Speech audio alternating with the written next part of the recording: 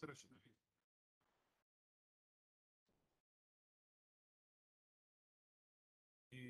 Ти виждаш ли ме в момента? Защото тук има Столична община хост, микрофончето.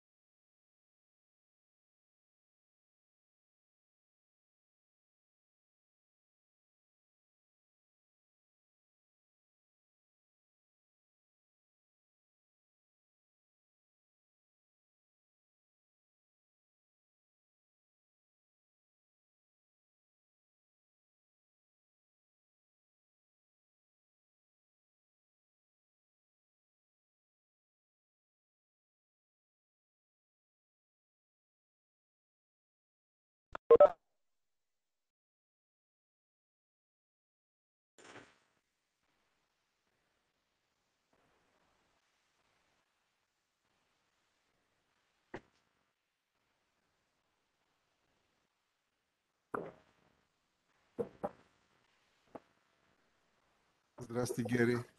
Здравствуй.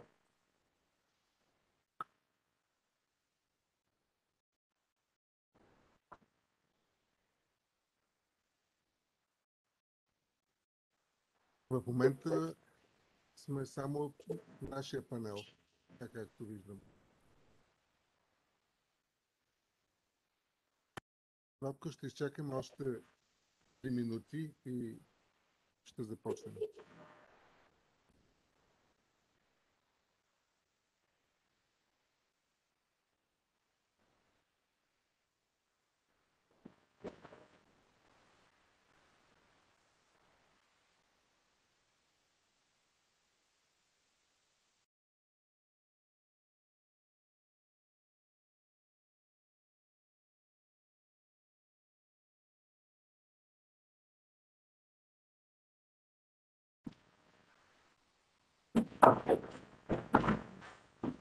Привет, Настя.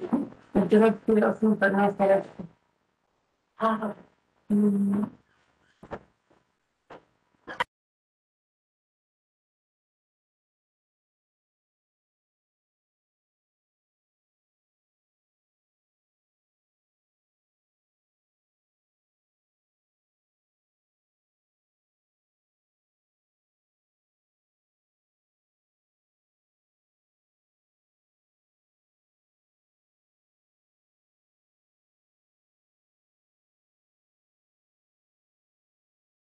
Да. Здравейте! А, добре дошли на WebEx, общественото обсъждане на проекта по член 16 на Чепинско шосе. Предлагам да протече среща при следният регламент.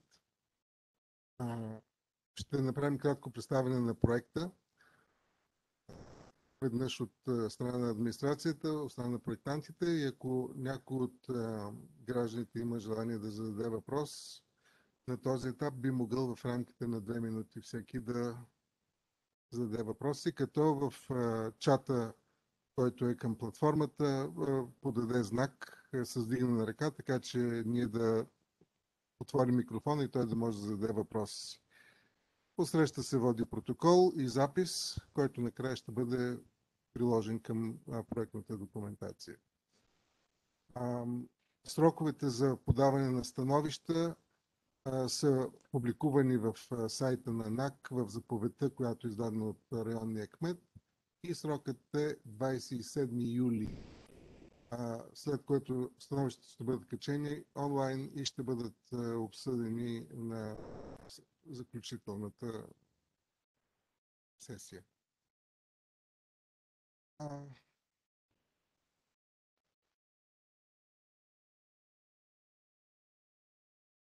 С заповед РКР 21 РД 09 175 от 13 юли, кметът на район Кремиковци нарежда да се проведе обществено обсъждане на проект за подробен устройствен план, план за регулация и застрояване на местност, прилежаща територия на булевард Чепинско шосе по реда на член 16 от ЗУТ.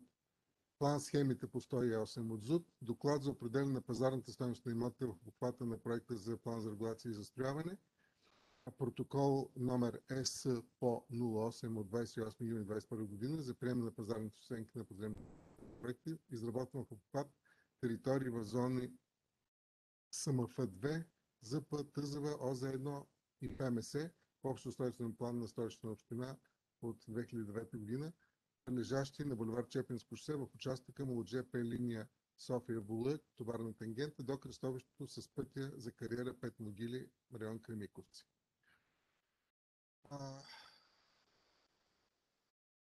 Сега ще направя едно съвсем кратко резюме на проекта, тъй като че никой към момента иска да вземе да сподели нещо. Кратко резюме на проекта, като ще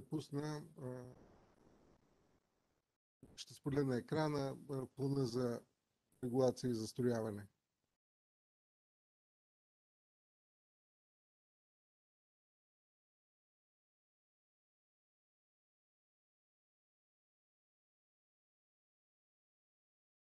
Предполагам, че го виждате.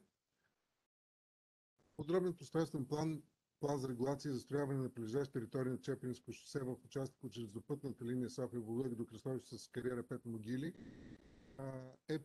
който представяме днес, е преработка на предхождащ подробен устройствен план, който е възложен от Столична община на Направление архитектура и градоустройство. Територията е разположена на ниска кота, тангенциално от двете страни на Чепинско шосе и попадва в землището на Орландовци и Малашевци в административните граници на район Кремиковци. Както стана ясно, преработката в момент ще оправя видимостта.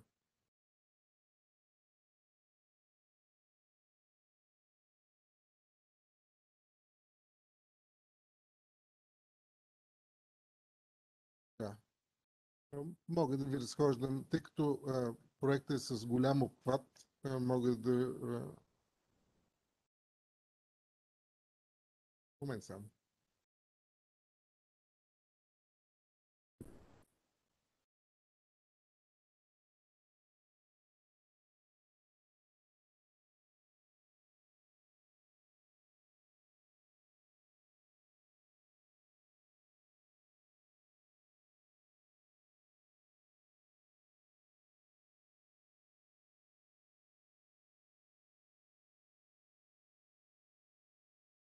Както стана ясно, преработката се налага поради липса на друга, освен гравитачна възможност за извеждане на дъждовните води от зоните. Докато говоря, ще се опитаме да решим проблема с визуализацията.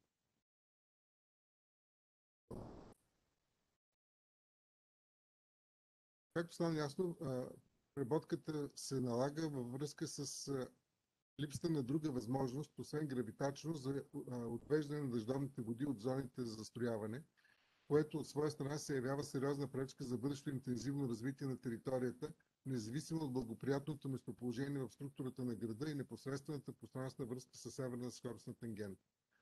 Очакваме проекта да даде и устойчиво устройствено и техническо решение, освен за отвеждане на държавните води и за безпрепятствено преминаване през територията на инфраструктурата от градско ниво, така и да осигури необходимата основа за бъдещо регулиране и построяване на поземните имоти, което до момента се явяваше пречка за развитие на бизнеса, свързан с съвременна, високотехнологична, производствена, логистична и обслужваща дейност, която е подходяща за тази територия.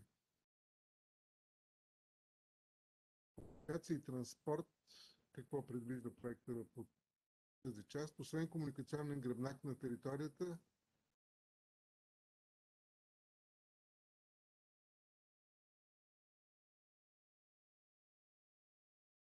основен комуникационен гръбнак на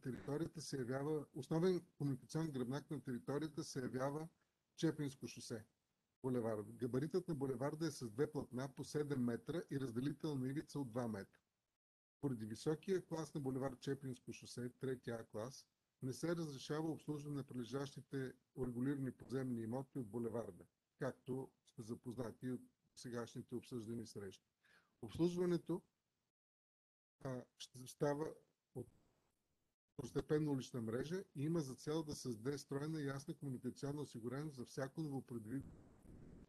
всеки новопроектиран поземен имот. Паркирането за всеки от имотите е предвидено и решено в границите на самият отделен урегулиран поземен имот.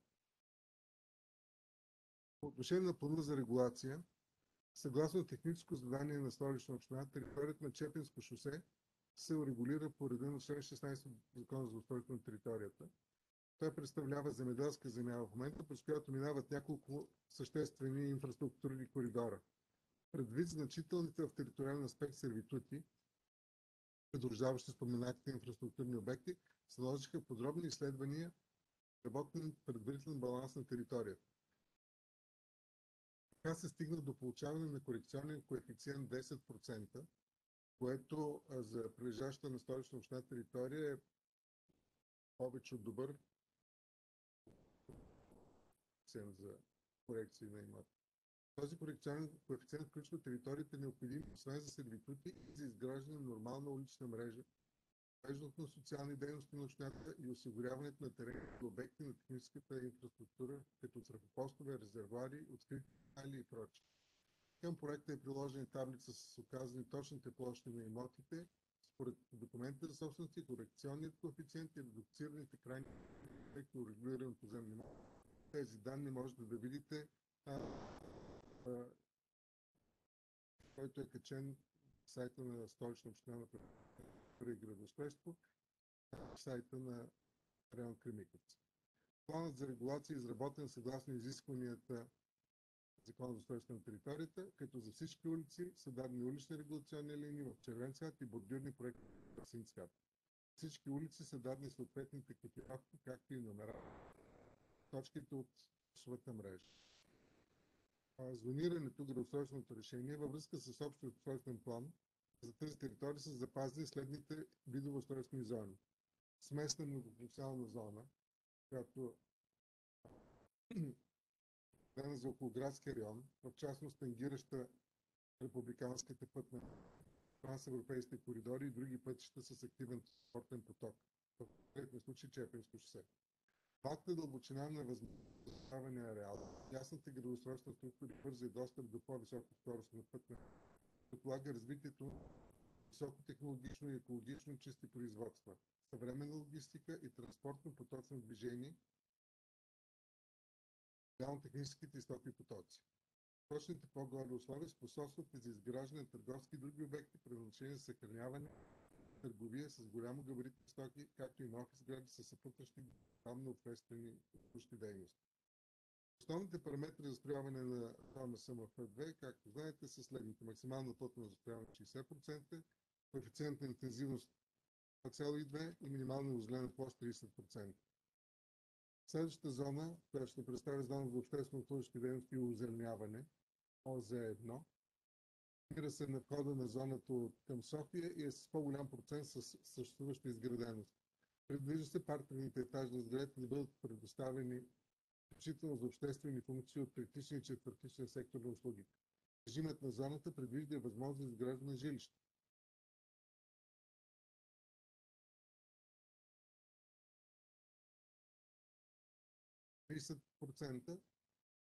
Общо разгъната застроена площ във всеки урегулиран поземлен. Основните параметри за застрояване са зона ОЗ-1 със следните. Максимална плътност застрояване 300%, 1,2, минимална площ 50%. Зона за малки и средни производства и занаятчийски услуги, МС, представлява малка територия, разположена в северната част на зоната. Функция принадлежи към вече обособената в съседство производствена зона. Освен производство на складовите административно-търговски и обслужващи сгради и работници, се допуска изграждане на жилищни сгради, персонала, здравни,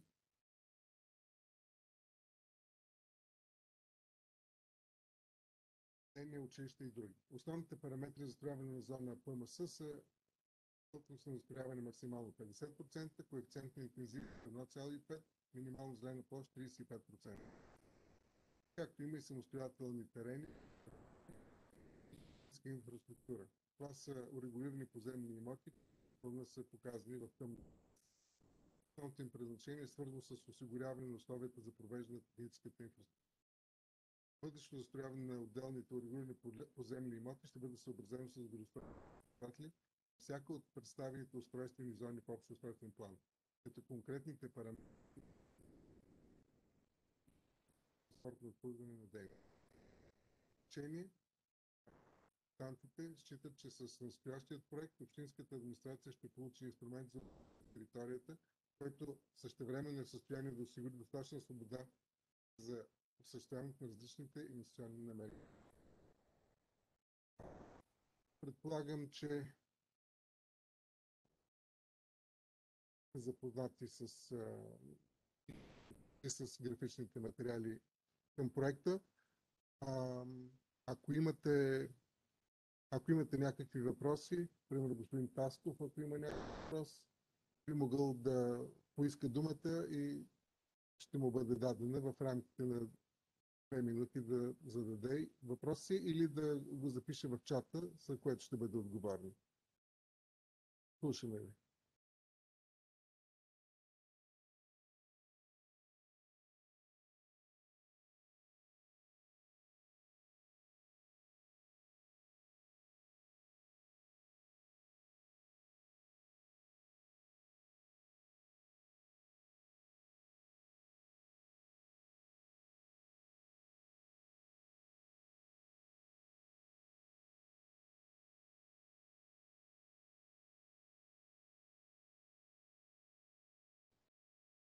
Виждам, че връзката на инженер Йорданова се разпадна, така че тя в момента...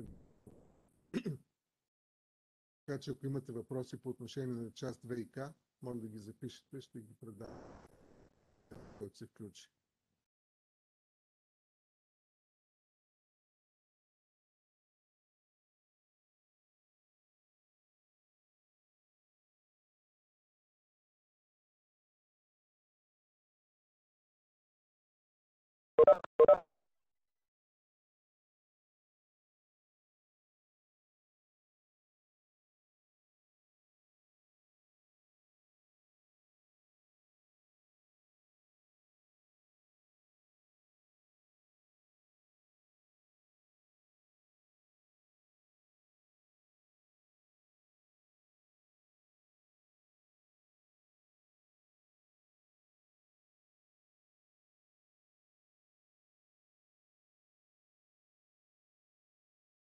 Ще дам още възможност 2-3 минути, ако някой иска да се включи в представенето, да подаде знак, за да му дам думата. Ясно ми е, че всички сте запознати идеално с проекта. Той дълго време е коментиран. Всички забележки, които са били коментирани в процес на проектиране, са отразени в качените в сайта на НАК проекти. Така че не се изненадвам, че няма коментари в момента.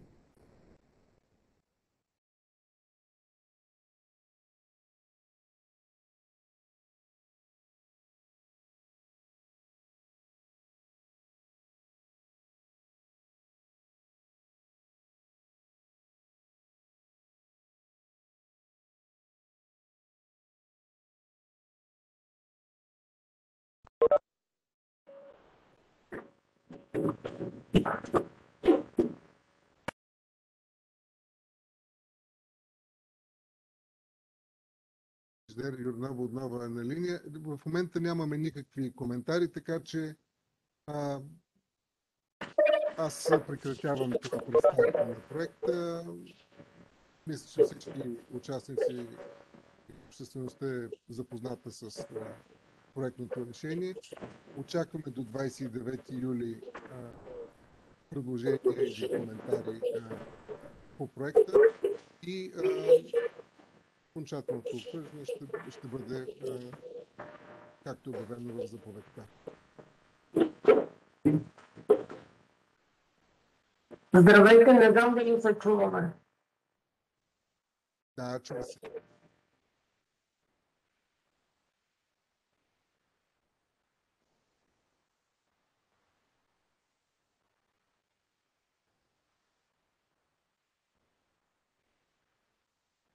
Здравейте, дали се чуваме? Чуваме се, да, чувам ви.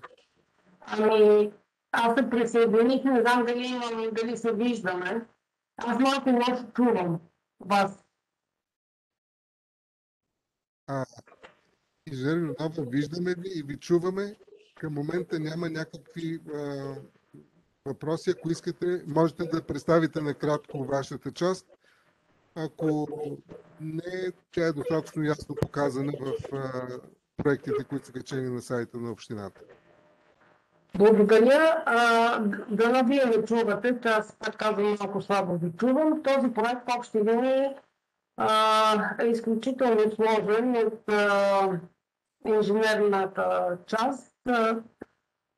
С водоснабдяването нещата са решени, като се използва наличието на два големи водопровода, които преминават през територията. Водопровода 700, така наречен Чепински водопровод, той има съществено значение за водоснабдяването на територията, както и на територията, на други части от територията на Столична община на север. Особеното в частта водоснабдяване е, че водопровода 700, който е споменан, близките няколко години ще изтече експлоатационния му срок. Също така с реконструкцията, с направата на северна скоростна тангента, той е изместен в Чепинско шосе.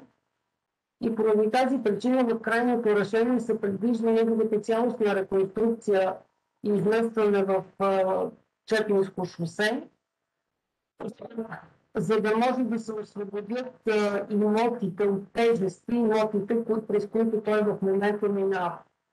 Но за да не се спира застрояването в тези имоти,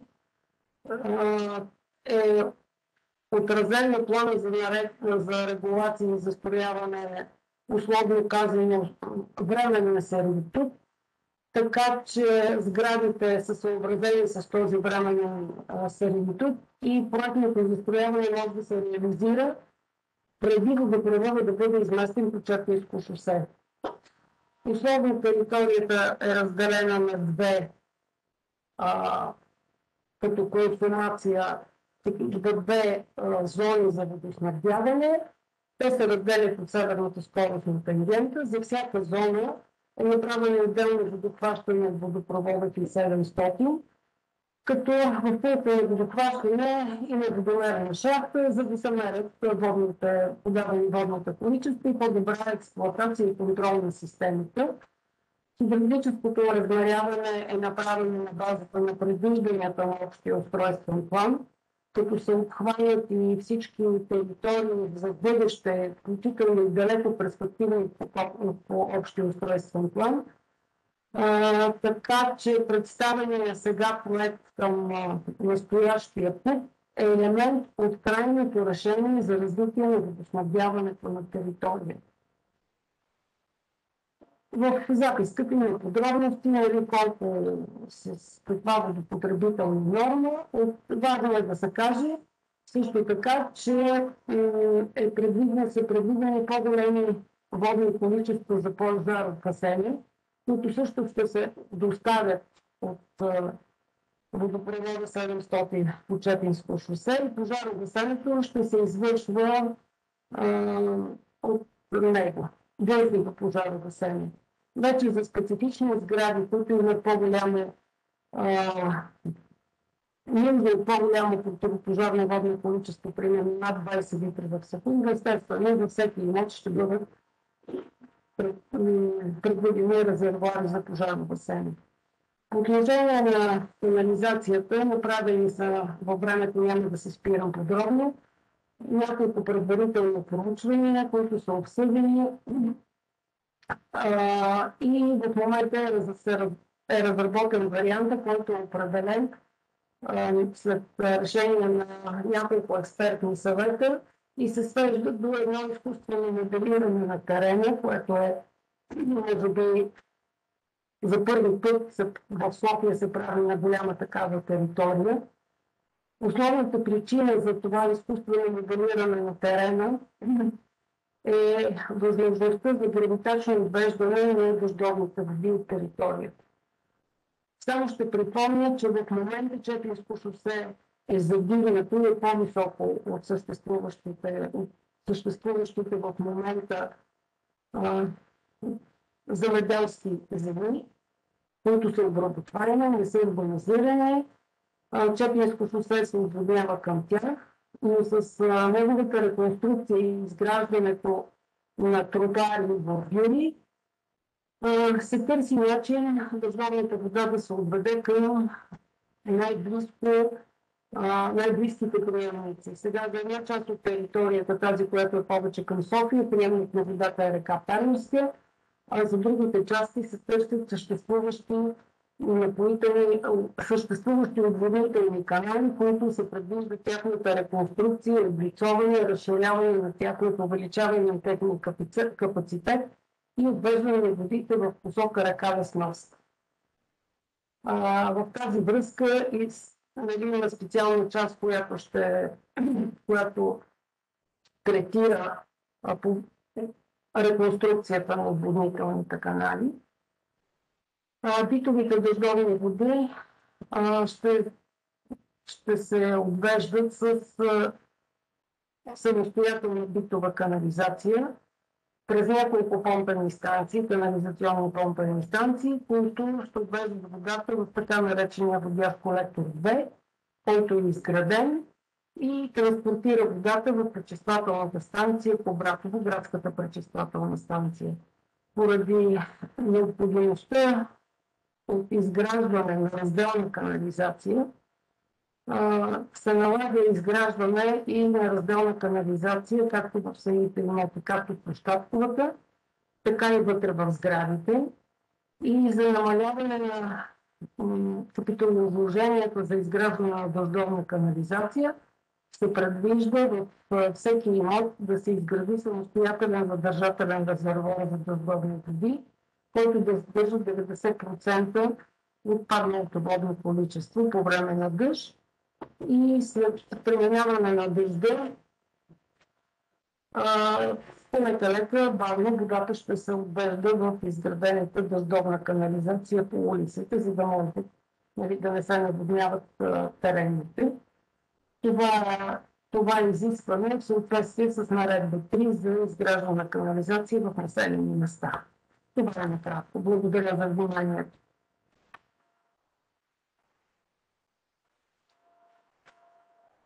Благодаря на инженер Йорданова. Много се радвам, че успя да се включи с представяне.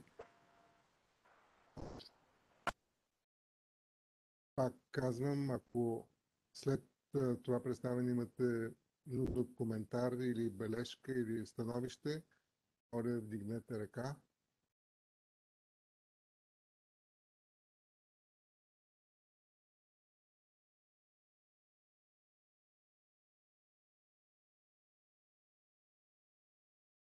Поне за втори път прекратявам общественото обсъждане, като отново напомням за тези, които се включиха малко по-късно, че становищата могат да бъдат предоставени на електронната поща на районната администрация, както и в деловодството на район Кремиковци до 29 юли тази година. Като те ще бъдат качени и в сайта на общината. И ще бъдат разгледани на следващата среща, която е в началото на август. Благодаря много на всички за участието. Пожелавам ви хубава вечер и до скоро. Почуване.